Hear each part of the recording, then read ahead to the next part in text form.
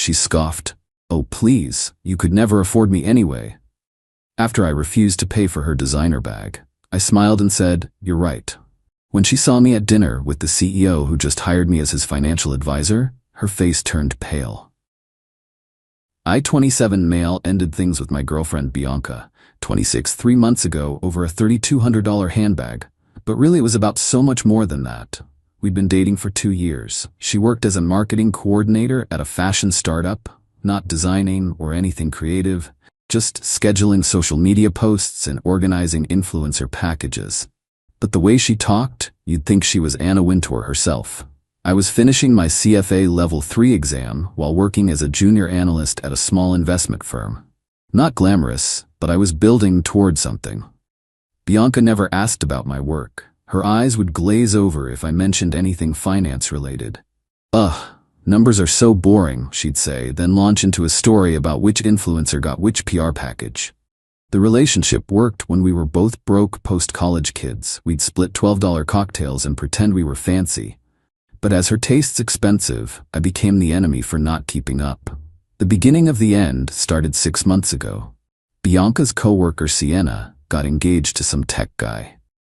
Massive ring, destination wedding planned, the works. Suddenly, our relationship wasn't measuring up. "When are you going to start acting like a real boyfriend?" she asked one night. "What does that mean?" "Sienna's boyfriend took her to Cabo last month. We haven't been anywhere since that wedding in Ohio. I'm studying 30 hours a week on top of working full-time. After I passed the CFA. There's always some excuse with you." 3 months ago, we were shopping downtown. She dragged me into some luxury boutique where the salespeople look at you like you're contaminating their air. Bianca zeroed in on this quilted leather bag. "Isn't it gorgeous?"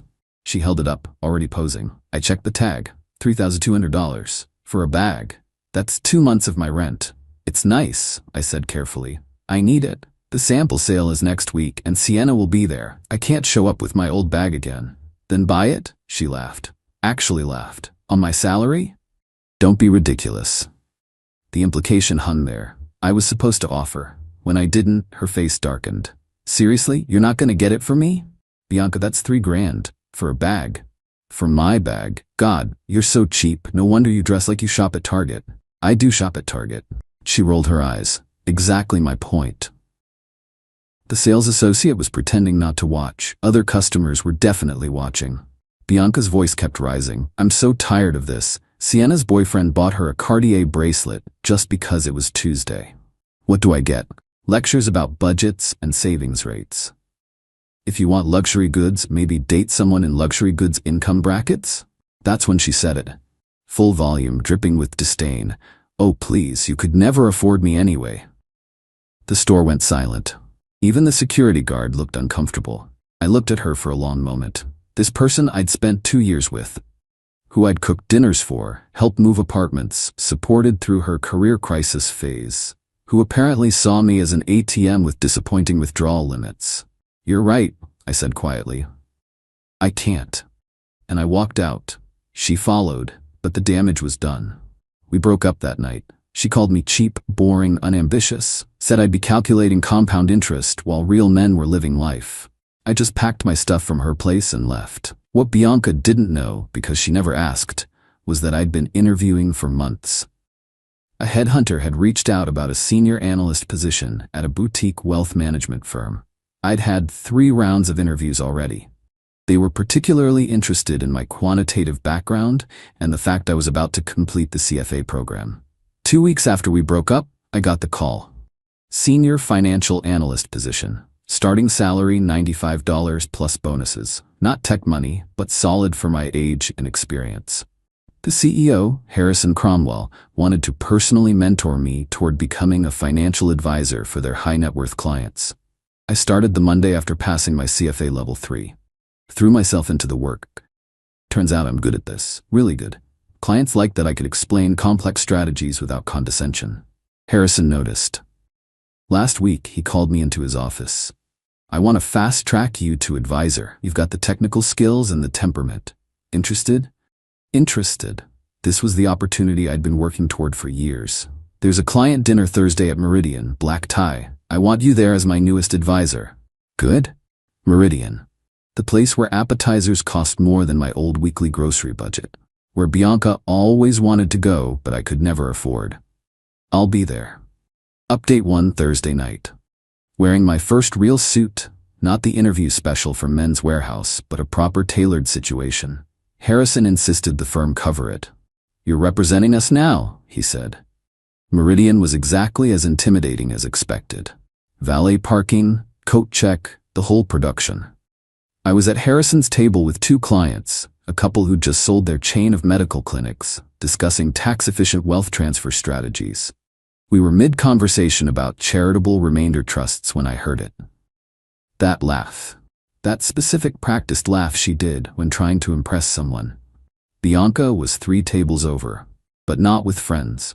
She was with Sienna and 2 older couples, probably Sienna's parents and future in-laws from the look of it. Pre-wedding dinner maybe? She hadn't seen me yet.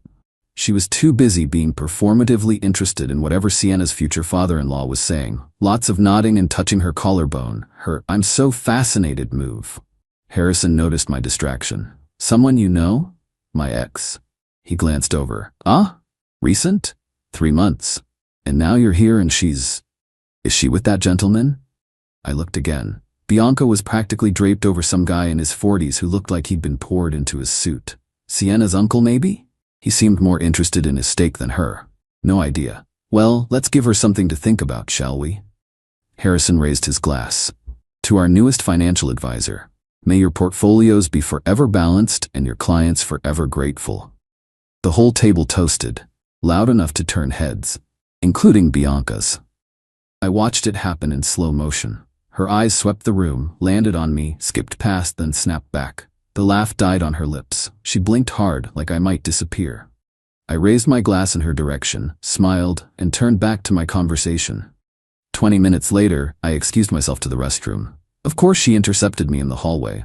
"What are you doing here?" she hissed. "Having dinner." "Don't be cute. This place is $200 a plate." "Good thing I'm not paying then." She looked me up and down, taking in the suit, the watch, graduation gift from my parents, but she didn't need to know that. "You can't afford." "Mr. Fitzgerald." Harrison appeared behind me. "The Weatherbys have a question about municipal bonds. When you have a moment." "Of course, Mr. Cromwell. I'll be right there." Harrison nodded at Bianca politely and headed back. Her mouth was hanging open. "Mr. Cromwell? Harrison Cromwell of Cromwell Wealth Management? My boss." But you're just an analyst. Financial advisor now, actually. That's impossible. You need years of... Turns out they value potential over time served. Crazy, right? She grabbed my arm. "We should talk. Catch up. I've missed you." 3 months of radio silence, and now she missed me? "I'm working, Bianca." "After then? We could get drinks?" "I don't think that's a good idea." Her grip tightened. "Don't be like that. We had something special. We had you screaming at me in public because I wouldn't buy you a handbag. I was stressed. You know how Sienna makes me feel. And look, she's marrying some old guy for money. At least what we had was real. What we had was you treating me like a disappointment with a wallet. That's not, Bianca, I need to get back. Enjoy your dinner." I extracted my arm and walked away. Behind me, I heard her call out, "You'll regret this." I did not regret it. Update 2. Thought that would be the end of it. I was wrong. The text started that night. "Hey stranger, crazy running into you. You looked good tonight. Harrison Cromwell is kind of a silver fox, right? Lol. Are you ignoring me?" Real mature Ryan. I didn't respond to any of them. Had more important things to focus on, like my actual job. But Bianca wasn't done. Monday morning, our receptionist knocked on my office door. Yeah, I have an office now. Small but mine. "Ryan? There's a Bianca here to see you, says she's your girlfriend." "She's not. And I'm about to jump on a client call. Can you tell her I'm unavailable?" 10 minutes later, another knock. She says she'll wait. She can wait all day. I'm booked solid. She seems determined. I sighed. Walked out to reception. Bianca was perched on our leather sofa, dressed like she was auditioning for a role as sexy secretary in a bad movie. Skirt too short for a professional environment, heel too high for someone who claims to work in an office. "We're not doing this here," I said quietly. "Then where?" "You won't answer my texts." "Because we broke up 3 months ago after you publicly humiliated me." I apologized. No, you didn't. Well, I'm apologizing now. Can we go to lunch? I have work.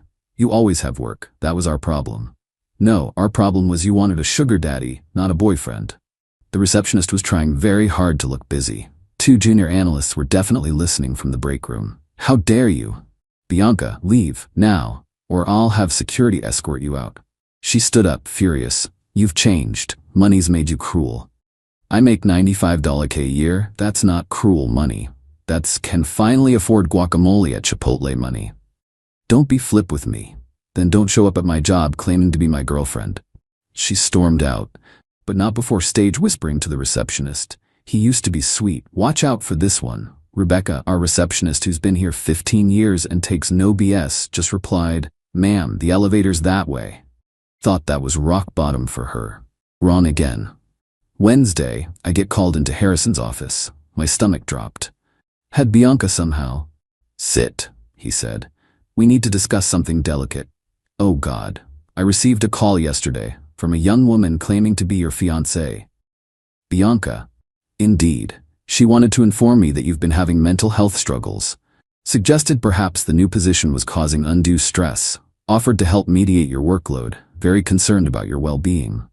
I put my head in my hands. I'm so sorry. She's my ex. We broke up 3 months ago. She's having trouble accepting it. I gathered, especially when she mentioned you'd forgotten to put her on your insurance forms. She what? Asked about spousal benefits. Seemed quite knowledgeable about our benefits package. Almost like she'd researched it. Harrison, He held up a hand. Ryan, I'm not concerned about your performance. You're exceeding expectations. I am concerned about this becoming a disruption. Do we need to involve security? I'll handle it. See that you do. Also, he smiled slightly. Next time you date someone, maybe find one who's impressed by compound interest rather than compound shopping. That afternoon, I had a lawyer friend draft a cease and desist letter. Sent it certified mail to Bianca's apartment and her work. Simple. Stop contacting me. Stop showing up at my workplace. Stop claiming to be my fiancé or face legal action. Her response came via Instagram DM from a fake account. Lawyer letters? Really? What happened to you? What happened to me? I grew a spine and a portfolio. Update 3. The cease and desist letter should have been the end. Normal people would have gotten the message. But Bianca had invested too much in her narrative to back down now.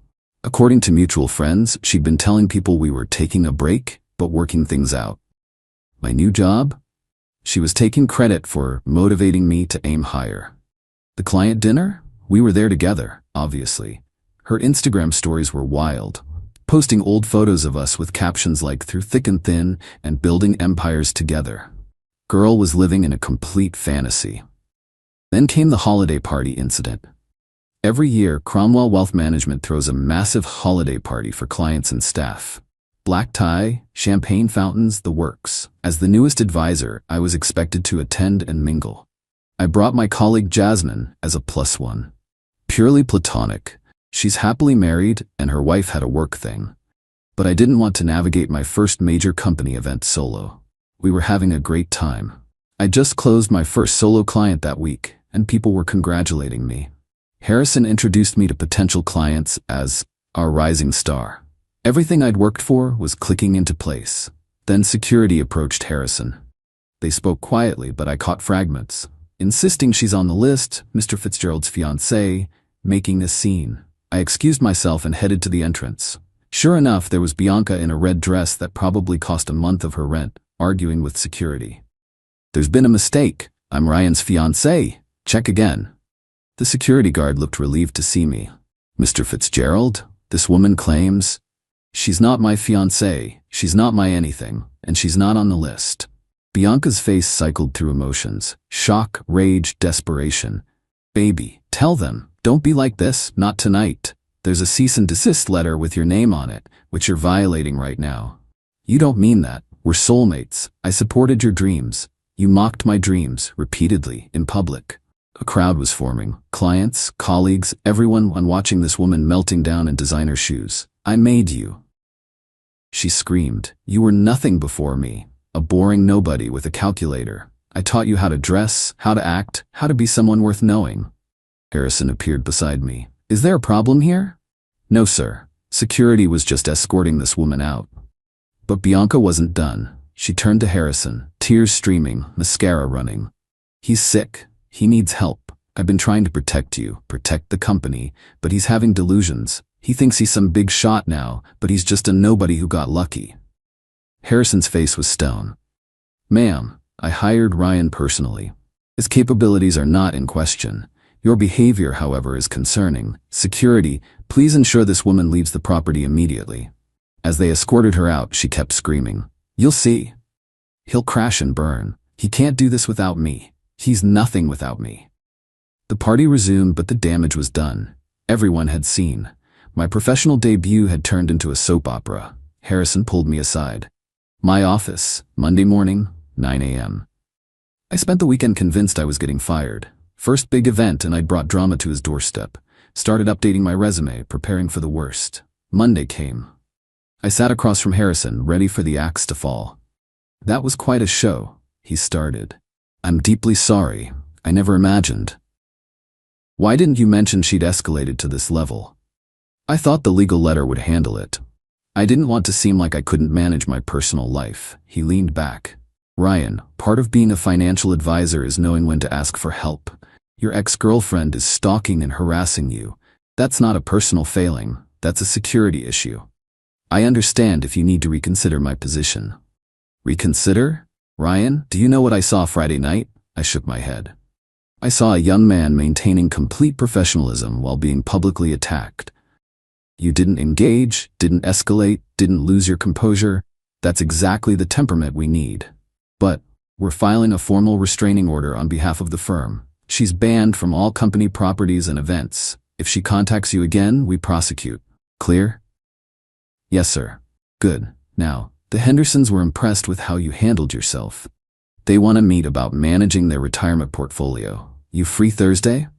Just like that, I went from certain termination to landing a $1 million client. But Bianca wasn't finished. Not yet. Final update. The restraining order was served January 3rd. Bianca had 30 days to respond if she wanted to contest it. She did more than contest it. She went nuclear. First came the social media manifesto, a multi-slide Instagram post detailing our love story and how I'd been brainwashed by corporate greed. According to her version, she'd sacrificed everything to support my career, only to be discarded once I found success. The comments were brutal. "Girl, didn't you dump him for being too poor? Isn't this the same guy you called calculator boy? Sis, we were there when you screamed at him in Nordstrom. This you?" With screenshots of her old posts mocking my Target wardrobe and boring job. She deleted it within hours, but screenshots were already circulating. Then came the legal response. She actually hired a lawyer to fight the restraining order. Claimed it was damaging her reputation and career prospects. The hearing was set for late January. I hired my own lawyer. Prepared evidence, security footage from the office visit, the holiday party incident, recordings from building security, the cease and desist violation, text records, everything. The hearing was illuminating. Bianca showed up dressed like she was going to a funeral. Conservative, black suit, minimal makeup, hair in a bun, going for the wronged woman aesthetic. Her lawyer argued I was using my newfound wealth and power to punish her for ending our relationship, that the restraining order was retaliatory and unnecessary. Then my lawyer presented evidence. The security footage was damning. Bianca screaming in the lobby, claiming to be my fiancé, having to be physically escorted out. The holiday party meltdown in full color. But the best part was when my lawyer asked her directly, "Miss Torres, did you end the relationship with Mr. Fitzgerald?" "Well, it was mutual. I have here a text message from you to your friend Sienna, dated the night of the breakup. Would you read it for the court?" She went pale. "I don't recall. It says, quote, dumped Ryan tonight. He wouldn't buy me the Bottega bag. So embarrassing. Cheryl saw everything. Time to upgrade anyway. End quote." The judge looked over his glasses. "So you ended the relationship? It's complicated. It seems straightforward. You dumped him for not purchasing a luxury item. He moved on, you didn't. Now you're harassing him at his workplace." Her lawyer tried to salvage. "Your Honor, Miss Torres was simply concerned about Mr. Fitzgerald's mental health. By claiming to be his fiancé, by disrupting his workplace, By attempting to contact his employer with false claims? Game over. The restraining order was granted. 2 years, no contact, stay 500 feet away from me, my home, and my workplace. But the real kicker came after court. We were all leaving when Bianca's phone rang. She answered and I heard her sigh. What do you mean, terminated? A restraining order isn't... But I've been there for 3 years. This is wrongful termination. Turns out her fashion startup didn't want an employee with a restraining order for harassment, especially when the court documents were public record, especially when she'd been using company time to stalk me. Her lawyer walked away without another word, probably calculating how much of a retainer he'd have to refund. Bianca stood there in the courthouse hallway, finally understanding. No job, legal fees, restraining order on her record. All because she couldn't accept that the calculator boy she dumped for being too poor had moved on without her. The last thing she said to me before her Uber arrived, this isn't how it was supposed to go. No, I agreed. You were supposed to dump me, find a rich guy, and live happily ever after. And I was supposed to pine for you forever, right? She didn't answer, just got in the car and left. That was 6 weeks ago.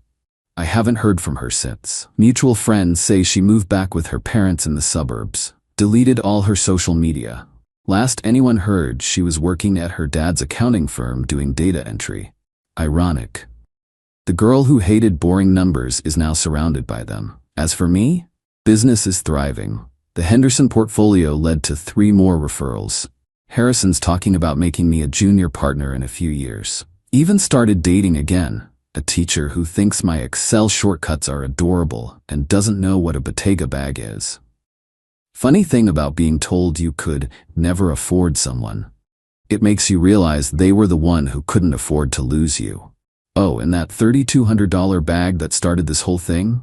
Saw it at a consignment shop last week, marked down to $900. Still overpriced for what's essentially a leather box with straps. But I could afford it now. Multiple times over. I just don't want to.